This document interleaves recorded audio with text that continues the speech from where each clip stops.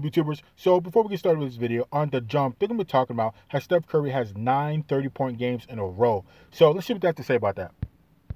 We have to talk about his performance last night. Steph scored 33 points in a 119-101 win over the Cavs. Curry topped 30 for a career-best 9th straight game. According to Elias, Curry's 30-point streak is second most all-time of any player who is at least 33 years old. Apparently, you're in the old guy category now. Steph right behind Kobe and right in front of MJ, so that is not bad company to keep. Here is Steve. So that's not bad company at all, being right up there with Michael Jordan and Kobe Bryant. So definitely at this point, I'm not too surprised when Steph Curry does things like that. I mean, he's such a great player. He's an instant Hall of Famer. He's a champion. I mean, the guy, he's going to be doing things like this all the time. So at this point, I'm not too surprised when he does something like this because he's just a baller.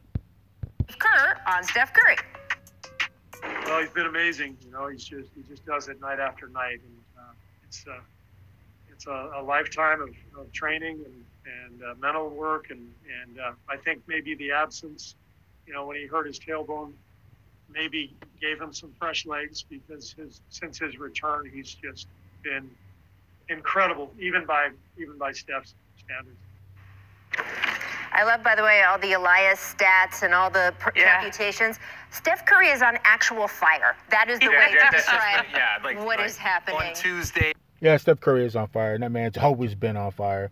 Like I said, he's just, it doesn't surprise me anymore when he does things like this. I mean, it's great that he does it, but I'm not surprised because he's an absolute baller. And I bet you he could probably have more 30-point games, but he plays correct basketball and he passes the rock. He shares the wealth. So, I mean, he could probably do more. And now that he's like the front runner of his team, really the only player of his caliber, that this is his time to really, you know, go out there and be selfish and be a ball hog and just help his squad win. But like I said, I'm not surprised that he's done this anymore. He's just a baller.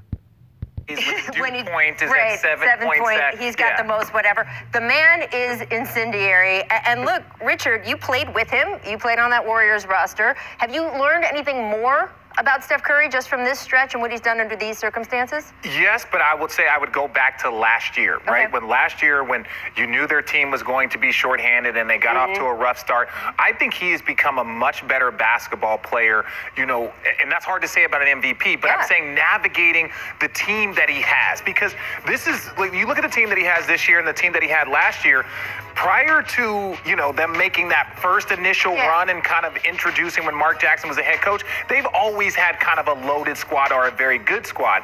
And I think last year he was still trying to figure out how to play with his teammates, but I think this year he's learning how not to do it on his own, but how to kind of go be himself with those guys. Right. No, Rachel. No, I mean, what it is, he has the green light to do whatever you want and go ahead and be a ball hog. Not necessarily a ball hog, but, you know, go out there and do what you need to do to help the team win, because you're our superstar, you're our front runner, and we need you to do whatever it takes to get that W for us, no matter what our record is. Reminds me of the year where Kobe went out and was just dropping 50 every night, right? And the message that when I watched it was like, get that man some help. Oh my gosh, give him some guys to play with, because that year was just, it was wonderful to watch, but it was also hard to watch. Yes. And I think with Steph, like, yes, Clay's gonna come back, okay? Eventually Clay will come back, but they need to build that roster out around him, because he's too good of a player to be competing for the 8th, 9th, 10th seed this year. And I like what he said about, I'm in for the play-in tournament. I like this. We talk so much in this show and around the league about making the regular season matter. And you know how it matters is when guys like Steph Curry say it matters. Right. And they show up on a Thursday night in Cleveland and do what he did. This is where I go back to the statement Mark Cuban made to our Tim McMahon. And Mark's point was, hey, by having to like sort of compete to either stay out of or just sort of be in the right position in the play-in bracket, we can't rest our guys down the stretch. Yes, that is the point. Well, that's the point. That is accurate. You have accurately explained what the NBA was going for, why it does make the regular season matter more, and what the fan base, frankly, that has been, you know, paying tickets slowly back in these arenas deserve to be able to see the stars play. Yeah, and I think Steph Curry would be doing this regardless of the record, whether it has best record or worst record. I think he'd be balling out and still be getting, you know, multiple 30-point games in a row, because that's just in his mentality to always go hard and to always ball out. gives a group of teams that might have already been out, and then instead of having 8 teams and be like, hey, we're not going to make it, we're 4 games out, it's like, no, you have an opportunity. Keep going, keep pushing. You never know what can happen. And I think just by doing this, and this is why I truly do like the play-in tournament, really, like the 8, 9 seed, the 7 seed, those teams, the probability of those teams winning is very, very slim. So let the bottom 5 teams battle it out for those 2 spots. By the way, if the Mavericks and Warriors end up playing a play-in game, we will all be watching the Lucas Death show.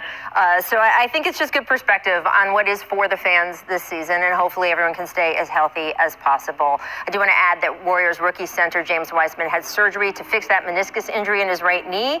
We've known that this was coming, but it was official. He now will miss the rest of the season, the team announced. We all wish him a speedy recovery. This just stinks.